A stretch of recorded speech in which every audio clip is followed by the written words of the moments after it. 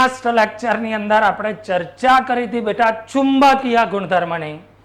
તો એ જ ચુંબકીય ગુણધર્મ પછી આગળ કદાચ કોઈને વિચાર આવતો હોય કે સરે એક ટેબલ બાકી રાખ્યું છે, એ બાકી નથી રાખ્યો.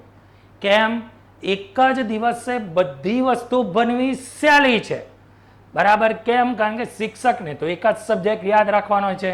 બરાબર? 3 ટેબલ મેં એક દિવસમાં તમને પૂરા કરી આપ્યા હોત તો એમાંથી એક પણ માહિતી તમારા મેમરીમાં રહે નહીં. વિદ્યાર્થી મિત્રો, જો તમે બાર સાયન્સમાં આવેલા હોય તો બાર સાયન્સના વિદ્યાર્થીઓ માટે અમે એક સરસ મજાનો રસાયણ વિજ્ઞાનનો કોર્સ બનાવેલો છે, online course physics chemistry course. એ કોર્સની અંદર તમારા રસાયણ વિજ્ઞાનના જેટલા બી પ્રકરણ છે એની તમને સંપૂર્ણ સમજૂતીના વિડીયો ટ્યુટોરિયલ્સ મળશે. તમારા બધા જ ડાઉટ ક્લિયર થઈ જાય તે રીતે ત્યાં વિડીયો ટ્યુટોરિયલ તમને આપવામાં આવશે. આ કોર્સને તમે જો પરચેસ કરશો તો તમારા ભૌતિક વિજ્ઞાન મતલબ કે ફિઝિક્સ છે, મેથેમેટિક્સ છે, બાયોલોજી જેવા તમારા વિષયો છે એનો બી તમને બેઝિક સપોર્ટ મળશે. એના એમસીક્યુના ટેસ્ટને બી તમે ત્યાં આપી શકશો. આ કોર્સની અંદર જોડાવા માટે તમારે પ્લે સ્ટોર પરથી સંકલ્પ એપ્લિકેશનને ડાઉનલોડ કરવાની છે. અહીંયા ડિસ્ક્રિપ્શનમાં બી એની લિંક છે, એના દ્વારા તમે એપ્લિકેશનને ડાઉનલોડ કરી અને અમારી સાથે જોડાઈ શકો છો.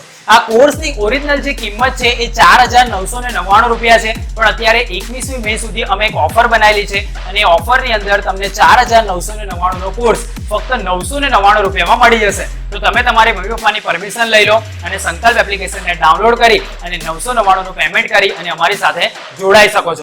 તો હવે મારે બનવાનું છે જુદા જુદા પ્રકારની સ્ફટિક પ્રણાલી વિશે. તો અહીં તમે લખી છે કયા કયા પ્રકારની સ્ફટિક પ્રણાલી હોય. બીજા નંબરમાં એમાં કયા પ્રકારનું શક્ય વિચલન શક્ય બને. ત્રીજા નંબરમાં તેમાં ધારની લંબાઈ કેટલી હશે. ચોથા નંબરમાં તેમાં અક્ષીય ખૂણો કેટલો હશે. અને પાંચમા નંબરમાં એનું ઉદાહરણ કયું હશે. તો જ્યારે બેટા તમે બોર્ડની એક્ઝામનું પેપર ચેક કરશો ને તો આમાંથી એક એમસીક્યુ હશે ને હશે જ. કદાચ એમસીક્યુની સિસ્ટમ નીકળી જાય તો આમાંથી શું પૂછશે? Short question. તો હું એક પ્રેમથી લખી દઈશ એમસીક્યુ અને શોર્ટ ક્વેશ્ચન માટે કેવો ટોપિક છે? ઇમ્પોર્ટન્ટ. ક્લિયર? હવે હું પહેલા 3 ને એક સાથે યાદ રાખીશ તો તમે ધ્યાનથી જોજો કે હું કઈ રીતે યાદ રાખું છું. ઇમ્પોર્ટન્ટ વસ્તુ એ નથી કે હું બોલ્યો અને તમને આવડી ગયો. બરાબર છે? જ્યારે તમે 12 સાયન્સના રિઝલ્ટને જોશો ને તો એ રિઝલ્ટને બગાડવા માટેનો જવાબદાર પરિબળ હશે કેમેસ્ટ્રી.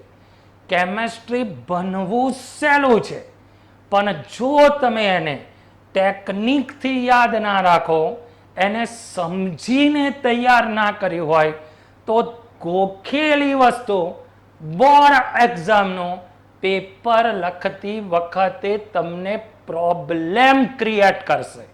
બીજા નંબરની અંદર તપાસનાર શિક્ષકો એવા હોય છે, બરાબર, કે એમને જે વસ્તુ માંગી હોય કદાચ એ માહિતી તમે પૂરી ના પાડી હોય તો પણ તમને માર્ક્સમાં પ્રોબ્લેમ થશે. તો હું પહેલા 3 ને સિક્વન્સમાં યાદ રાખીશ. એનાથી બેનિફિટ શું થશે એ તમને સમજાવો કે સમઘનીય, જેને તમે કહો છો સાદો ઘન, ચતુષ્કોણીય, જેને તમે બીજું નામ કહેશો ટેટ્રાહાઇડ્રલ. કયા નામે ઓળખશો? ટેટ્રાહાઇડ્રલ. ત્રીજા નંબરનું છે ઓર્થોરોમ્બિક. અહીં તમે લખ્યું છે આદિમ, આદિમ, આદિમ. અંતઃકેન્દ્રિત, અંતઃકેન્દ્રિત, અંતઃકેન્દ્રિત. ક્લિયર? તો પ્રથમ 2 માં ફલક કેન્દ્રિત નથી આવતો, ઓર ઇવનમાં ફલક કેન્દ્રિત આવે છે. તો એનો મતલબ કે આમાં પણ મારે વધારે મગજ ના વાપરવું પડ્યું. કઈ રીતે મેં મોડે કર્યું? ફરી એકવાર બેટા, જો મને ધ્યાનથી સાંભળશો તો તમે ગમે ત્યાં બેઠા હશો અને કોઈ તમને પૂછશે કે મને આનું ઉદાહરણ કહો, આમાં શક્ય વિચલન કયા પ્રકારનું થાય, તો વગર ગોખે તમે આરામથી લખી શકશો. તો ફરી એકવાર બેટા, સમઘનીય, ટેટ્રાહાઇડ્રલ, ઓર્થોરહોમ્બિક, શક્ય વિચલન કયું હશે? આદિમ, અંતઃકેન્દ્રિત, ફલક કેન્દ્રિત. આદિમ, અંતઃકેન્દ્રિત, આદિમ, અંતઃકેન્દ્રિત, ફલક કેન્દ્રિત. હવે તમે બધામાં ધ્યાનથી જુઓ. પહેલા માટે છે a બરાબર b બરાબર c, પછી તમારે એક એક કટ કરતા જવાનું. તો સાદા ઘનમાં a બરાબર b બરાબર c, ટેટ્રાગોનલમાં a બરાબર b નોટ ઇક્વલ c, જ્યારે ઓર્થોરહોમ્બિકમાં a not equal b not equal c. ત્રણેયમાં તમારો ખૂણો કેટલા ડિગ્રીનો હશે? 90 ડિગ્રી. એટલે અહીં હું લખી દઉં સમાન છે, એટલે એટલું તો મારે ઓછું મોડે કરવાનું. હવે તમારો સાદો ઘન, તો એનું ઉદાહરણ છે NaCl અને ઝીંકો. NaCl અને ઝીંકુ. ઝીંક એટલે ઝીંક બ્લેન્ડ અને કુ એટલે કોપર. તો ફરી એકવાર બેટા, સાદો ઘન કઈ શક્ય વિચલન હશે? આદિમ, અંતઃકેન્દ્રિત, ફલક કેન્દ્રિત, a બરાબર b બરાબર c, alpha beta gamma 90 degree. સાદી સાદી રચના કોની હશે? તો કે NaCl અને ઝીંકોની. ફરી એકવાર, ઝીંકો. ઝીંક એટલે ઝીંક સલ્ફાઇડ અને કુ એટલે કોપર. એટલે કુ એટલે કોપર.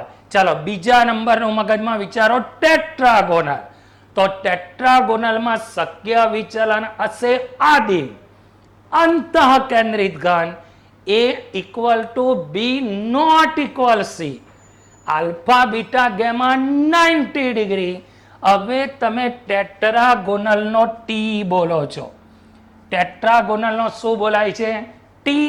તો તમારા એક્ઝામ્પલ ટી વાળા છે. જો સફેદ ટીન, ટીનની ખનિજ જેનું નામ છે કેસિટેરાઇટ. આ ટીનની ખનિજ છે જેનું નામ શું છે? કેસિટેરાઇટ. અહીં લખું છું ટીનની ખનિજ. ક્લિયર? એ જ ટી વાળો બીજું આવ્યું TiO2 અને BaSO4.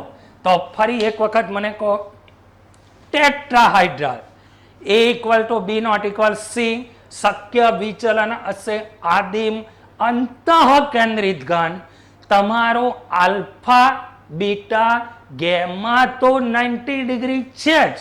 સફેદ ટીન બોલ્યો તો ટીનનો ટી આવ્યો, તો ટેટ્રાહાઇડ્રલના ટી પરથી ટી વાળા ઉદાહરણ સફેદ ટીન, TiO2, ટીનની ખનિજ કેસિટેરાઇટ SnO2 અને BaSO4. ક્લિયર? ત્રીજા નંબરમાં ઓર્થોરહોમ્બિક. અહીં લખ્યું છે તમે ઓર્થોરહોમ્બિક. ક્લિયર? પેલું તો એ જ આવવાનું, આદિમ, અંતઃકેન્દ્રિત, ફલક કેન્દ્રિત ઘન, a equal to not equal b not equal c, alpha beta gamma તો 90 ડિગ્રી છે જ. હવે તમે લખ્યું છે રોમ્બિક, તો અહીં આવશે રોમ્બિક સલ્ફર, એક સલ્ફર વાળું ઉદાહરણ. બરાબર છે? અહીં તમારું આવશે CaSO4 અને KNO3, જેને તમે કહો છો કયા નામે ઓળખો છો? NaNO3 હોય તો ચીલી સોલ્ટ પીટર અને KNO3 તો ઇન્ડિયન સોલ્ટ પીટર. તો ડાયરેક્ટ એક્ઝામ્પલ શીખવાડો. સાદા ઘનમાં NaCl અને ઝીંકો, ટેટ્રાગોનલ, ટેટ્રાહાઇડ્રલ, તો ટેટ્રાનો ટી બોલ્યો, સફેદ ટીન, TiO2 ટીનની ખનિજ SnO2 BaSO4 ઓર્થોરોમ્બિક તો રોમ્બિક સલ્ફર પછી બોલો એના પછી શું આવ્યું રોમ્બિક સલ્ફર પછી સલ્ફર વાળી ખનિજ CaSO4 અને બીજું છે KNO3 ત્યાર પછીનું ચર્ચા કરીએ ષટકોણિયા તો માત્ર આદિમ સાદો ઘન પ્રકારની રચના ધરાવતો હશે A equal to B not equal C તો હવે કોઈને વિચાર આવે કે કેમ મેં એવું લખ્યું હશે તો ષટકોણ જ્યારે તમે દોરો ને ત્યારે તેની બે બાજુ સરખી થશે ત્રીજી બાજુ સરખી થશે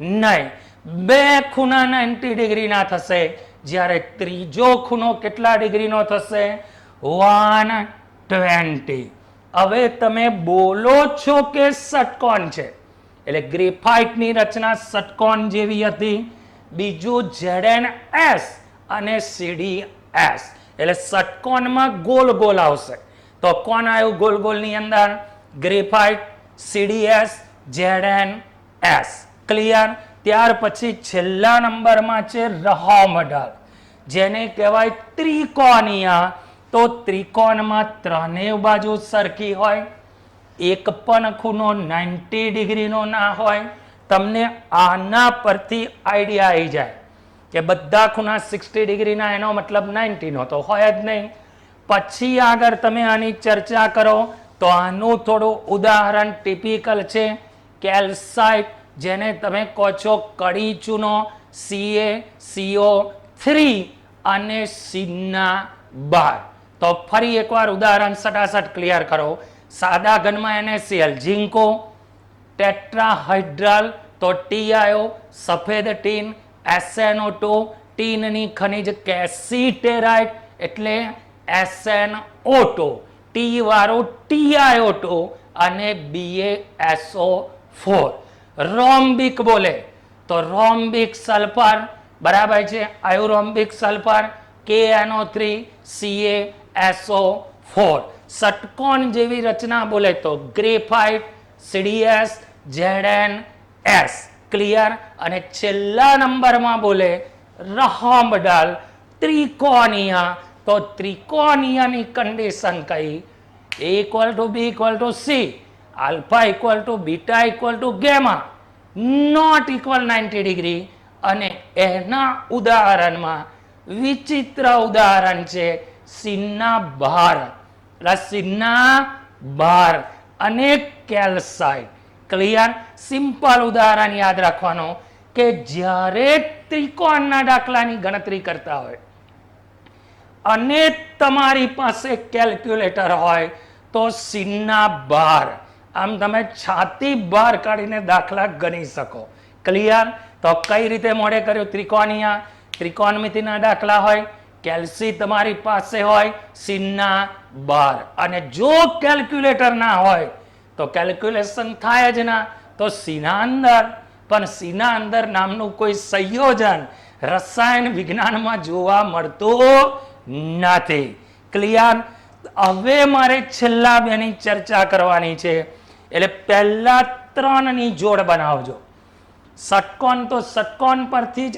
આઈડિયા આવી જશે ત્રિકોણ કે તો દાખલા ગણવા કેલ્ક્યુલેટર સિન્નાબાર બાજુઓ બધી સરખી હોય પણ ખૂણો 90 નો હોય નહીં હવે મારે ત્યાર પછી છઠ્ઠા અને સાતમા નંબરમાં કોની ચર્ચા કરવાની છે તો એકદમ સિમ્પલ બેટા હું અહીં લખીશ અને હું જે રીતે બોલું એ રીતે તમે મોઢે કરશો તો 1 મિનિટમાં યાદ રહી જશે છઠ્ઠા નંબરમાં લખું છું મોનોક્લિનિક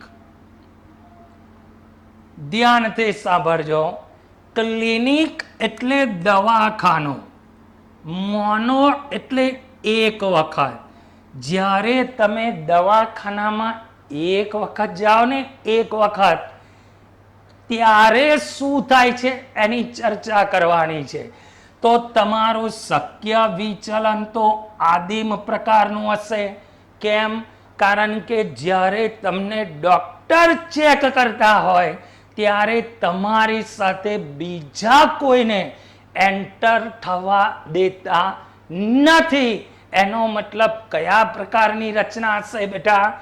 આદિમ, જ્યારે તમે દવાખાનામાં જશો ત્યારે સ્વાભાવિક વસ્તુ છે A equal to B not equal C.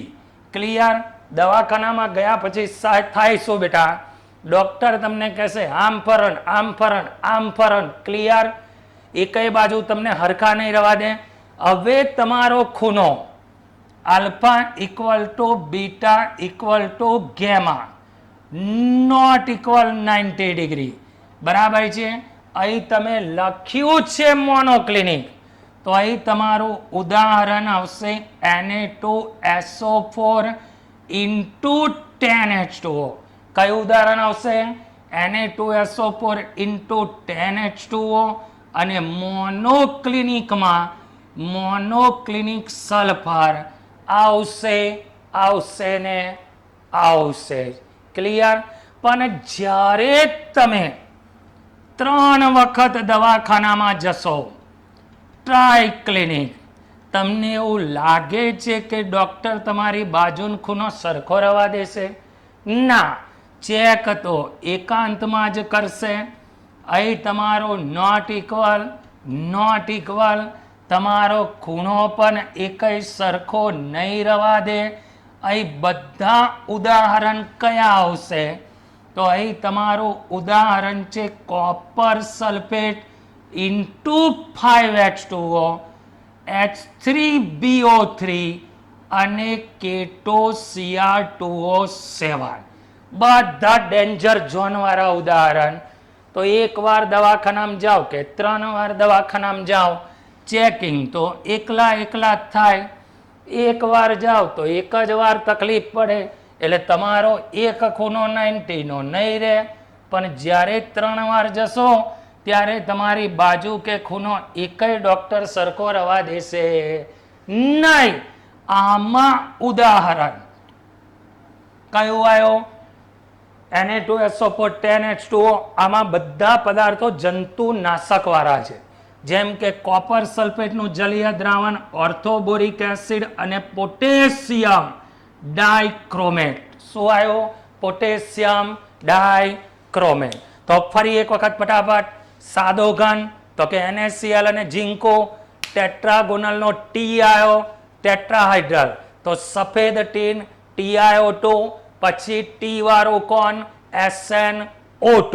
પછી આવ્યો ઓર્થોરહોમ્બિક, તો રહોમ્બિક બોલ્યો તો રહોમ્બિક સલ્ફર KNO3 CaCO3 કે CaSO4, મિસ્ટેક ના થાય.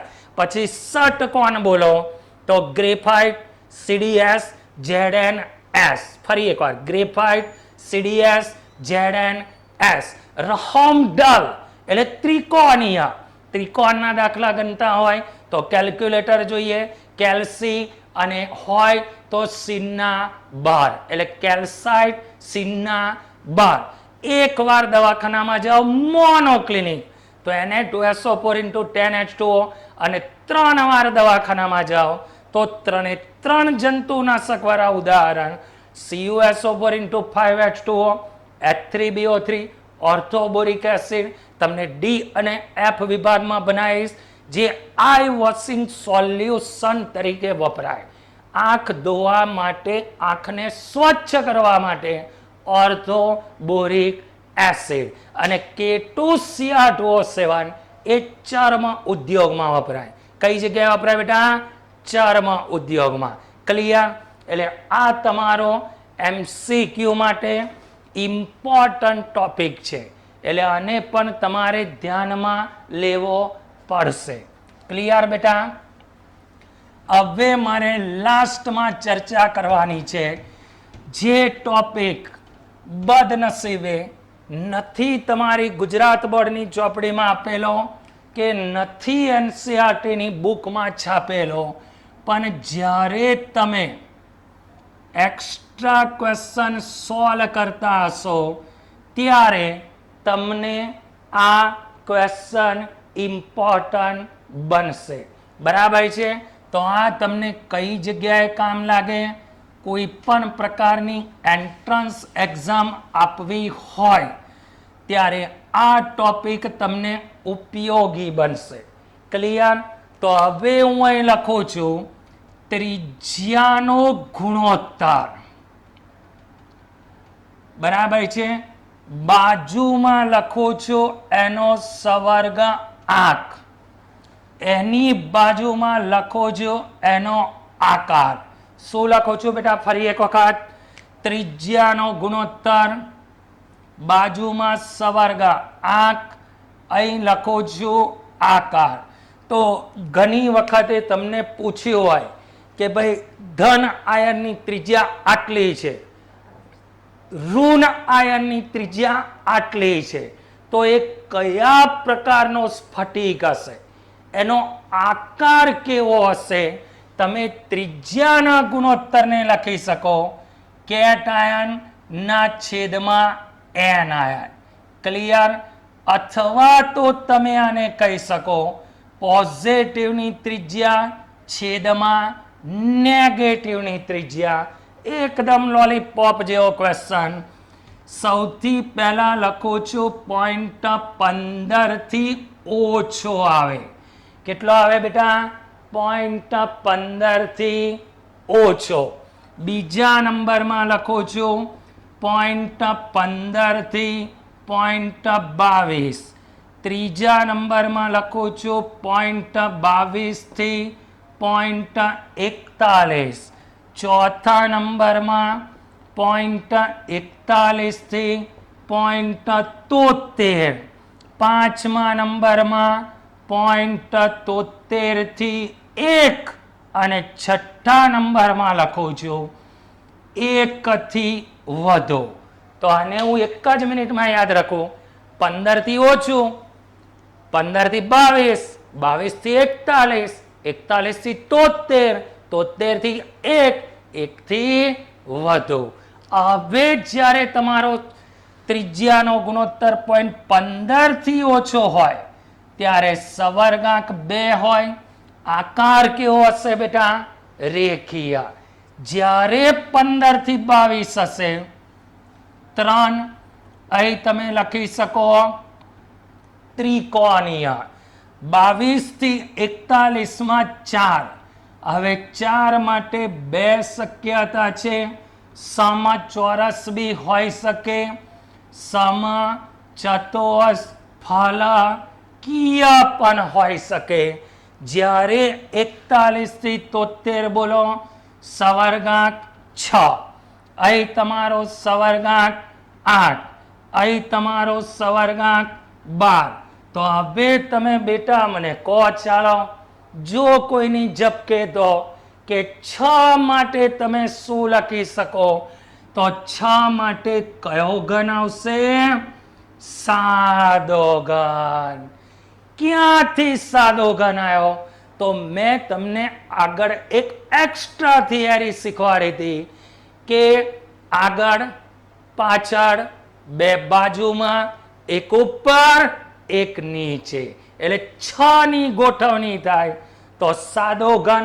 નીચે 4 ઉપર 4, તો અહીં તમારો બન્યો અંતઃ કેન્દ્રિત ઘન, જેને તમે કહેશો BCC. અને અહીં તમારો FCC અથવા CCP. તમે FCC ને કહો છો ફલક કેન્દ્રિત ઘન અને CCP ને શું કહેવાય? ક્યુબિક ક્લોઝ પેક રચના. તો ત્રિજ્યાના ગુણોત્તર પરથી બેટા તમે શું શોધી શકો? સવર્ગ આંક. અને સવર્ગ આંક પરથી તમે કોની માહિતી મેળવી શકો? એની ભૌમિતિક રચના કેવી હશે, એનો આકાર કેવો હશે. તો ફરી એક વખત ફાસ્ટ ટ્રેકમાં 15 થી ઓછું, 15 થી 22, 22 થી 41, 41 થી 73, 73 થી 1, 1 થી વધુ. સવર્ગાંક 2 તો રેખીય, 3 તો ત્રિકોણીય, 4 તો ચોરસ પણ હોઈ શકે અને સમચતુષ્ફલકીય. 6 માટે તો સાદો ઘન, 8 કે તો અંતઃ કેન્દ્રિત ઘન 4 ઉપર 4 નીચે વચ્ચે 1, અને જ્યારે 12 હોય ત્યારે અતિ ક્લોઝ પેક રચના, જેને તમે શું કહો છો, FCC અથવા CCP. ક્લિયર બેટા? તો આ ચેપ્ટરની તમામ માહિતી મેં તમને શીખવાડી. કેટલા સૂત્રો કઈ જગ્યાએ ઉપયોગી બન્યા, તમે વિડીયોમાં દરેક દાખલાની ગણતરી જેટલા મેં કરાયા છે એ દાખલાની ગણતરી કરશો તો એના પરથી જેટલા દાખલા તમને બીજા 12 જુદી જુદી ચોપડીઓમાં મળશે એ મારા વિડીયો લેક્ચર ભરેલા હશે. તમે ધ્યાનથી ક્વેશ્ચન સમજાશો તો તમને દાખલા આવડશે જ. ક્લિયર બેટા? Thank you. વિદ્યાર્થી મિત્રો, જો તમે 12 સાયન્સમાં આવેલા હોય તો 12 સાયન્સના વિદ્યાર્થીઓ માટે અમે એક સરસ મજાનો રસાયણ વિજ્ઞાનનો કોર્સ બનાવેલો છે, online course, physics chemistry course. એ કોર્સની અંદર તમારા રસાયણ વિજ્ઞાનના જેટલા બી પ્રકરણ છે એની તમને સંપૂર્ણ સમજૂતીના વિડીયો ટ્યુટોરિયલ્સ મળશે. તમારા બધા જ ડાઉટ ક્લિયર થઈ જાય તે રીતે ત્યાં વિડીયો ટ્યુટોરિયલ તમને આપવામાં આવશે. આ કોર્સને તમે જો પરચેસ કરશો તો તમારા ભૌતિક વિજ્ઞાન મતલબ કે ફિઝિક્સ છે, મેથેમેટિક્સ છે, બાયોલોજી જેવા તમારા વિષયો છે એનો બી તમને બેઝિક સપોર્ટ મળશે. એના MCQ ના ટેસ્ટને બી તમે ત્યાં આપી શકશો. આ કોર્સની અંદર જોડાવા માટે તમારે પ્લે સ્ટોર પરથી સંકલ્પ એપ્લિકેશનને ડાઉનલોડ કરવાની છે. અહીંયા ડિસ્ક્રિપ્શનમાં બી એની લિંક છે. એના દ્વારા તમે એપ્લિકેશનને ડાઉનલોડ કરી અને અમારી સાથે જોડાઈ શકો છો. આ કોર્સની ઓરિજિનલ જે કિંમત છે એ 4,999 રૂપિયા છે, પણ અત્યારે 21મી મે સુધી અમે એક ઓફર બનાવેલી છે અને એ ઓફરની અંદર તમને 4,999 નો કોર્સ ફક્ત 999 રૂપિયામાં મળી જશે. તો તમે તમારી મમ્મી પપ્પાની પરમિશન લઈ લો અને સંકલ્પ એપ્લિકેશનને ડાઉનલોડ કરી અને 999 નું પેમેન્ટ કરી અને અમારી સાથે જોડાઈ શકો છો.